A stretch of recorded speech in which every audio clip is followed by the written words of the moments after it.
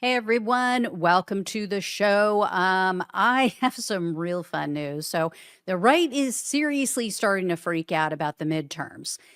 I know I've said this before, but seriously, they are really panicking at this point because, even in the reddest of red states, we're seeing just Donald Trump flailing. We're seeing his numbers plummet. We're seeing Republicans shoveling all kinds of money into states and into races that should be a layup for them, should be totally easy, just no contest whatsoever. Democrats shouldn't even have a chance at winning in some of these places like Iowa and Kentucky. Well, Trump minion, just to show you guys how bad this has gotten, Trump minion Kellyanne Conjob, who used to be in his administration, the first Trump administration, she went on Fear News Network and she's trying to calm everyone's nerves. But just like Trump, I think she just has lost her political instincts. I think she just doesn't get it. She doesn't have her finger on the pulse of what people want right now. And she likely made things worse. So I have that video to show you guys. First, though, I want you to check these tweets out. So this is a tweet from a right-wing attorney. His name is Robert Barnes.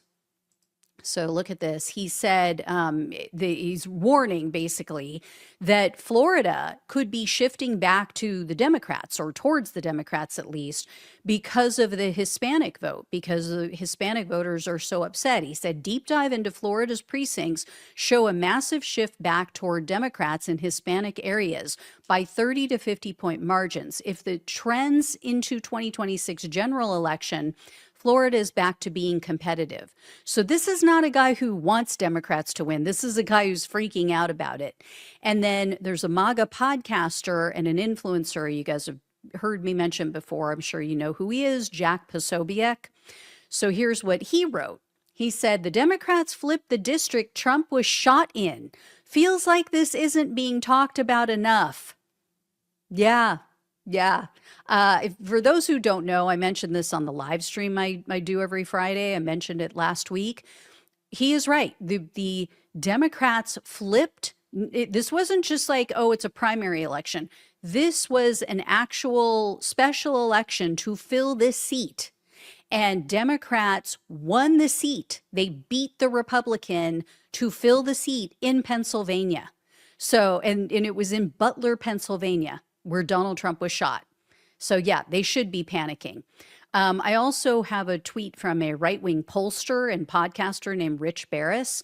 So he quote tweeted a woman who was warning that everyone at Donald Trump's recent rally was like 100 years old and that basically MAGA is screwed in the midterm. So here's what he wrote. Again, he quote tweeted her and he said, I saw one dude their post about how packed it was and admitted it was his first rally. Well, hate to break it to everyone, but I have been to them since 2016 and it's never been older and whiter. So yeah, I mean, when you've lost minority groups, you've lost the young votes. This is exactly what I said. The day after the election, I said that minorities and young people were going to regret their vote the most. And people, were yelling at me, oh, why are you blaming them? I wasn't blaming them. I was saying they are the ones who had the most to lose by Donald Trump's presidency. And sadly, they shifted towards him in 2024 because they didn't understand the implications. They didn't understand the ramifications of him winning. So they were going to regret it the most. That's what I meant, and it has come to pass. So, these people are seeing the primary election results. They know that it's bad news for Republicans. They're also looking at things like the Cook Political Report, which just came out. So check this out. Cook is very well respected. They rank races throughout the country. And in this latest report, as you see here, it says they have moved several races towards Democratic candidates. For those who can't make it out, it says Texas and Iowa Senate races moved to toss up. races for governor also move in Democrats' direction. So they shifted the Texas and Iowa Senate races from lean Republican to toss-up, meaning Democrats now have the same chance as Republicans of winning. So James Tallarico in Texas, Josh Turek in Iowa now have a 50-50 chance of beating the MAGA Republican candidates, Ken Paxton and Ashley Hinson. And then Cook also moved the governor's races in those same two states. So in Texas, it was considered to be a safe Republican seat. Well, Cook downgraded it to likely Republican because the Democrat, Gina Hinojosa, she's gaining on Greg Abbott, who's the Republican. He's the MAGA Republican. And then in Iowa, it's even worse for the Republicans. So Cook initially had it as a toss-up, which was bad enough in Iowa. Now they're saying it's leaning Democrat. It leans toward the Democrat in Iowa. And their analyst, her name is Jessica Taylor. Here's what she put in her report.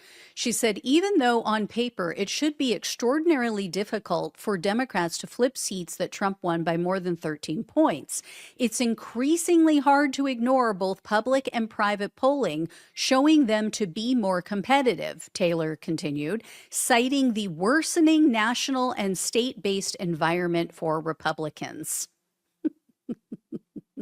So again, these aren't pollsters. These are people who are analyzing everything and making a call on where they think it's going to be, where they think it's going to land. And here's how bad it is, too, before I get to Kellyanne Conjob. Here's how bad it is. This article just came out today showing that this MAGA Republican who Donald Trump endorsed, his name is Ralph, Ralph Alvarado. So he has now removed Donald Trump's endorsement from his campaign website. That's how bad this is going. Okay. This is like everybody used to try to align with Trump. Everybody used to be, oh, I'm endorsed by Trump. I'm endorsed by Trump. Trump loves me. I'm a Trump Republican. I'm totally going to have his back. I'm going to do everything he says. Now they're removing his name from their campaign sites because they know that he is like political toxic sludge. Like he is politically radioactive. This is how bad it is. Anyway, and then, like I said, Kellyanne Conjob goes on Fox News. You would think that she might be able to get Donald Trump back on message. She helped him win, right? She is so out of touch with the voters now, too. So remember, this is the woman who helped put him in the White House in 2016 with a populist message, a message of, I see you, forgotten man and woman. I'm going to help you. I'm going to fight the wealthy and powerful on your behalf. Take a listen to what she said in this recent interview. And I'm just going to warn you guys, I'm going to be stopping it a few times because, oh my God, I have so much to say over this. So she was asked about his horrific poll numbers. Here's what she said. Kellyanne, you're a pollster. I know you're looking at the poll numbers of how people feel about this war, and they're not great. And I spoke earlier today with a couple of young people, which is an important constituency, and both left and right said, we don't like the war. And I was just in the Midwest, which is a great way to get a good feel for how people feel. They weren't moralizing about the war, saying they like this or like that, but they did say consistently to me, wrap it up. Nobody likes war, first of all, but we want to keep it over there, not over here. And the president is doing what he's doing in the Mideast to help people in the Midwest longer term. This president takes the long view on everything. And he has said, I'm saying he can't put war on an egg timer. We've been there for 6 months. Everybody would like it wrapped up. It needs to be wrapped up successfully and completely for us to feel that the next president of the United States, commander-in-chief, doesn't face a nuclear-capable Iran. So there's no question about that. First of all, guys, think about it. All we're trying to do is to get back to center. All we're trying to do is to get back to where we were before. open up the Strait of Hormuz, which was open when Donald Trump started this ridiculous war. And, the people in the Midwest, he's trying to help them long term by destroying their businesses, by destroying their lives, destroying their livelihood. Seriously. I also think it needs to be explained by those who are running for office down ballot. And they've got Rachel, they've got a great economic package to sell to America. They need to tell people about that. It's not just the one big beautiful bill. It's the dereg, it's the energy independence. Only President Trump could be guiding us through this moment because he made us energy independent not once but twice. We are net exporters of natural gas and oil for the first time in American history again. And he has improved our relationship with those Gulf state countries. Oh my God. Oh my God. First of all, energy independence doesn't matter when you start a war where the global prices are going to skyrocket. And by the way, it was just announced today that we are down to like the last, I don't know, 60,000 barrels or something like that, obscene. Like, we can pump all the oil we want, but when the prices go up globally, it's supply and demand. People are still going to pay more at the gas pump. Okay. And then for her to say that we are now better off with Gulf state allies, that these Middle East countries, Donald Trump has improved our standing with them. Are you freaking kidding me? They don't want us in their countries anymore. They're like, we don't want your bases here, and we are not going to help you with this war because you just put a target on us. You are now causing our country's harm. You are now causing us financial harm. We have bombs being dropped on us because we've allowed you to put bases in our country. And now we're totally screwed because of this. So she is smoking dope. I don't know what the hell this woman is on, but I want some because it must be fun to live with your head in the clouds like this. Say a couple things about the polls, if I may, just very quickly. One is President Trump's numbers were always higher than his polls reflected and continue to be. And I want to say a quick thing about data centers because we're very involved in polling in this space. You got to create FOMO instead of NIMBYism. You have to make people see the data center dividend from the beginning. If we're going to be part of this technological revolution yet again as a nation, then we need to have data centers to power that AI revolution. I understand why people don't like the noise and the unsightliness, but we need to... Did you hear that? I understand. People don't like the noise, the unsightly. She's acting like she's minimizing this as if people's lives are not being ruined by this.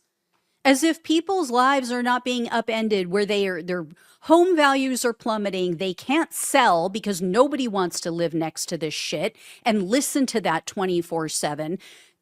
This woman is so out of her mind. She has so lost touch with what's going on right now and with the voters and what they're feeling and thinking. It's bizarre. It seriously is. She used to be a lot better at her job. I don't know what's going on with her and Trump. If this is just like, it's you only live once. We're almost, we're halfway there. we're almost gone. We're almost dead. So screw it. We don't care. We don't have to win another election. But they're so off the mark. Anyway, I'll continue. Show them in Washington State, for example, where a data center has existed for a while now, they built a $15 million aquatic center. People have to go in and say, we're going to do 10 data centers in the next 5 years, and we're looking at 15 locations. We'd like you to be one of them. Here are the benefits: better schools, higher home values, more police officers perhaps, and all the benefits that attend to that. She's out of her mind. She's out of her freaking mind. Better home values? An aquatic center? I'm sorry. Is that a trade-off for someone who has to listen to this shit 24/7? An aquatic center? Does anybody give a shit about that? When your home values are destroyed, when you're stuck and you can't sell it because of the noise, they're so out of it. They've lost it. They really have lost their minds. They have lost their touch with average Americans. I mean, I'm happy. I'm glad that they're so with their heads up their asses because it just makes the Democrats' job even easier. But she's just spewing bullshit. I can't imagine that that will go over well with anyone but the older Fox News viewers who are already set, who don't have to worry about, financial issues as much as the younger people, who don't have to worry about AI taking their jobs. I mean, that's another issue. She's talking about all this benefit to the communities. These AI data centers, these AI companies are getting massive tax breaks. They are getting away with murder while electricity prices and water prices are just shooting through the roof for the people who live near these places. So any benefit to the community is like, who cares?